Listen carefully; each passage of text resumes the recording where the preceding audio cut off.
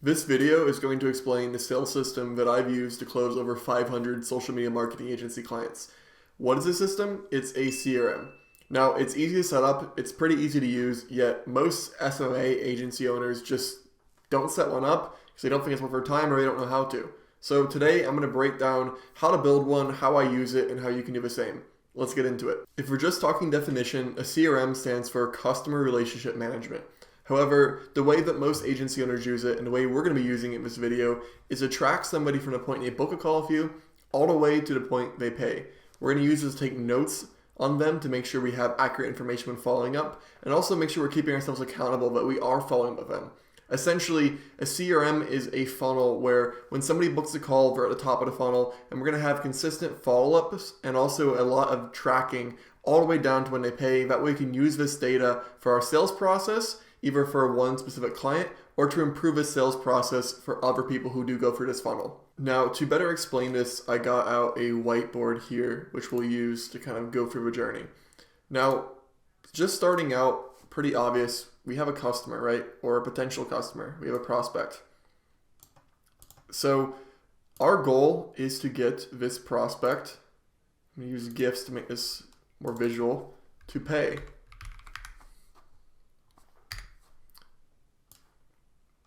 So the question is, how do we go from here to here? How do we take somebody who comes up to you, they want to learn about your services, you maybe reach out to them, they came organically through social media, whatever, to getting them to actually pay. That process is very rarely sales call buy. Now, one consideration is how sophisticated your customer is. If you're selling to people who are very small business owners, like brand new businesses, this is a pretty fast cycle. But the larger the company you work with, the longer the cycle is going to be because they have internal approval points. So this will look different if you're selling to mom and pops with, literally 3 employees, or if you're selling to enterprise companies of 1,000 employees. And I've done both. So this is going to be my recommendation for what to start with. However, keep in mind you might want to adapt this to your customer because different types of businesses based on size, industry, or geography are going to behave differently. So if I was to make this a little bit more visual, because I think this is really important to understand when people are considering who we're going to sell to. A small business is normally just one decision maker. So it could literally be you have a small business, they have a meeting, they purchase. There's no contract, there's no review.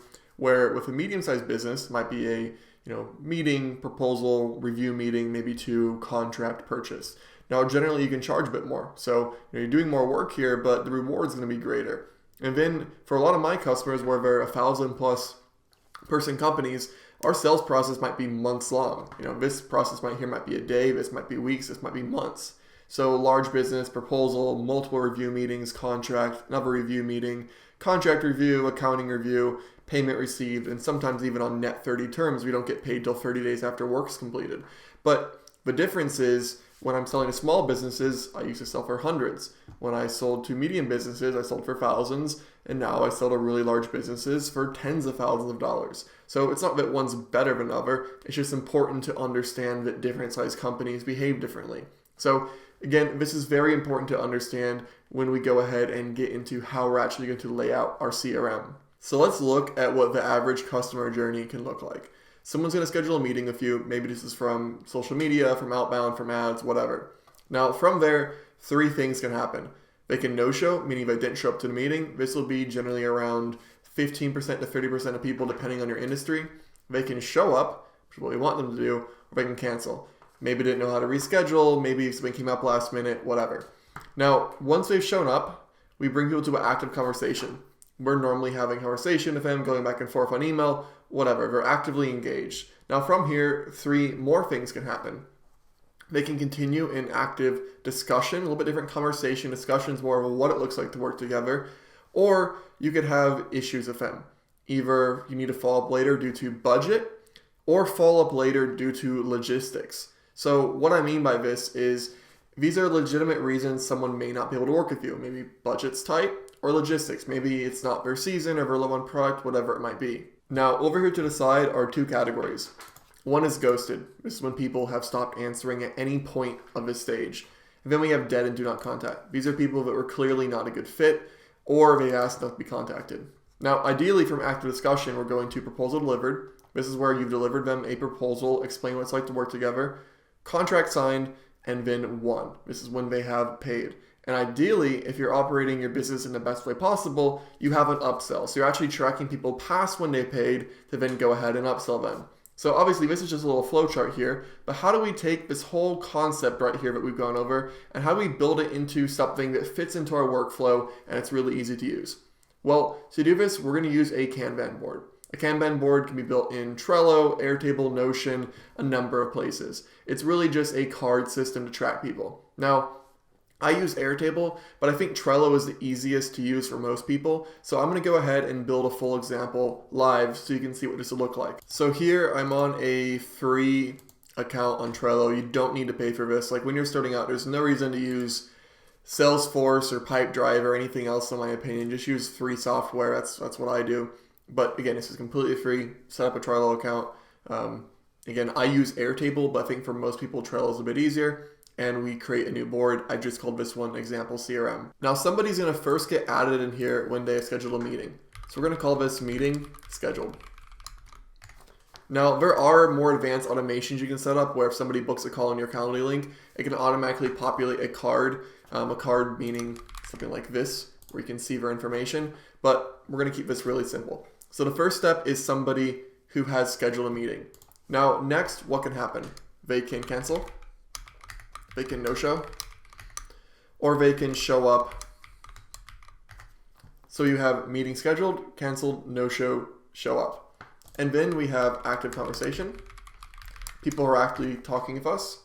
We have follow up later, and this could be for either ghosted, follow up later for budget, and follow up later could be logistics. Then we would have proposal delivered, contract signed. I actually have one for invoice sent, 1 which is paid, and then 1 upselling. Now, if we look at this, let me just fix my formatting for the OCD here. We have a full buyer cycle. People schedule a meeting, they can cancel or no-show, then they can show up, active conversation, follow up later for either them being ghosting you, or budget issues, or logistics, proposal delivered, contract signed, invoice sent, 1 they've paid, and they have paid and you're now upselling them. So pretty simple, but let's talk about how do we actually use this on a daily basis. So every one of these cards is going to relate to a prospect. I just made a basic template here. You can just make a template and then when you want to clone it, you can just click on copy. So template, for example, copy, and it will duplicate everything you have in here. Now, what information do I have in here? Well, first off, you can add like checklists. So for example, maybe you want to have certain steps you follow with every prospect, like a pre-meeting message. One thing for sure you want to add is like, did you add a prospect on LinkedIn? Now, how would you know if you've done that? Because you have a checkbox. Now you can check it. Now, some other information that's really good to put, and this is a template you can again copy. Now, there are ways to do this in more sophisticated fashions where you have like individual boxes and I could pull data and put data, etc. Again, I'm trying to make the simplest possible thing for people who don't have this. So let's pretend I was actually booking a call here.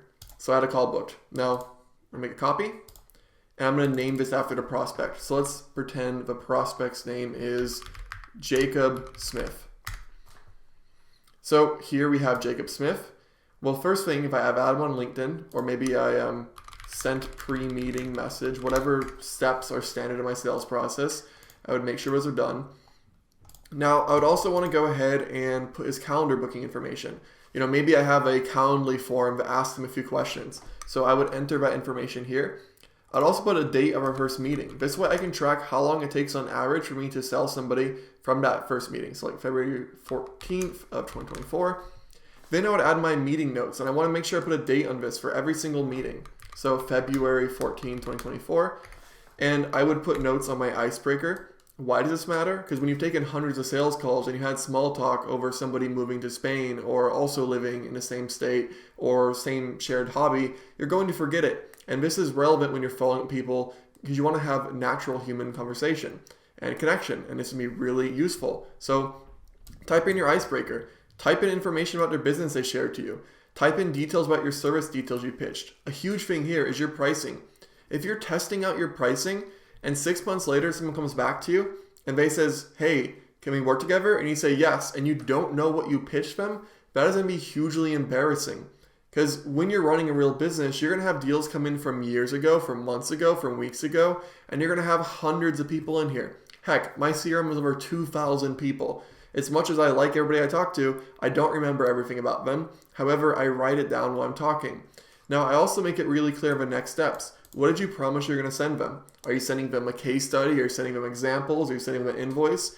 If you can't keep yourself accountable, how is a prospect going to trust you even before he's paid you? Your whole goal here is to make them confident in you. So write down the next steps. Also, what else did they tell you that's worth mentioning? Did they hire another agency and have a bad experience? Well, that's worth knowing. What information have they told you that can help you a year later? And again, we just copy and paste this for every meeting we have with a prospect and add context notes too. We also want to add links to make this easy. So for example, we can link to the conversation, like this is the link to a Twitter DM or Facebook DM or email, wherever a conversation is, their website, socials, or anything else. So we're actively filling this out. And we can also put dates on it too, like a due date. If we have a meeting on Friday, we need to follow up. We have a meeting on Wednesday, we need to follow up Friday. Set a reminder, save it. We now have the day. And if he cancels, you move him here. If he no-shows, you move him here. And our goal is to bring him all the way down until he has been won. And we're going to do this with every single prospect. So now when you have hundreds of people in here, you now know when to follow up, so you're holding yourself accountable. And if you do want to get more techie, you can connect this to Slack and have an automation to tell you when somebody's past due. We do that, again, keeping this basic. But you also have all this context. This may seem like not a big deal, but when it's December this year and Jacob emails me and says, hey, that other person we hired, they sucked, time to work with you guys, I can come back and look at his card and know exactly what we talked about, how much I priced him, about his business, and pick up where we left off. So that is very important. And again, this may not seem like a big deal, but trust me, I have 2,000 people in my CRM, and it's a really big deal. In fact, this CRM that we have is a big part of us actually making over $1 million in our agency. Like if we couldn't track everybody, there would be no way that we could do that. We also have really good data, such as how long it takes on average for someone to pay, to use our pipeline math to predict revenue. We also know, for example, what company sizes we're tracking that pay the most, or what offers close the best, even our close rate. If you don't know your close rate, how can you know how much you can pay from outbound or from organic when you're hiring people, or even from ads? This stuff is really useful, and if you want to run a legit agency, you need to do this. And there you have it. That's the system that's helped me close over 500 clients since starting my agency in 2015.